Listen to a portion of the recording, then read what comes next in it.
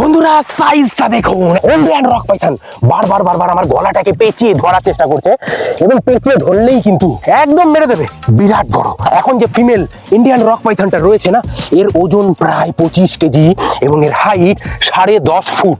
এ hardly আর 3 থেকে 4 foot লম্বা হবে গোটা লাইফ স্প্যানে। এর এখন বয়স হয়তো 2.5 বছর মতো এবং এ আগামী প্রায় 20 বছর কিন্তু এ বাঁচবে এবং সেই 20 বছর বয়সে এ কিন্তু প্রায়, দেখতে পাচ্ছেন তো আমার হাইট 6 ফুট। আর দেখুন জাস্ট হাইটটা দেখুন, বিরাট বড় সাপ বন্ধুরা, পৃথিবীর মধ্যে বৃহত্তম সাপের প্রজাতি। হ্যাঁ বন্ধুরা, সাপটাকে উদ্ধার করেছি, এখন সাপটাকে ছেড়ে দেবো এর স্বাভাবিক জঙ্গলের মধ্যে।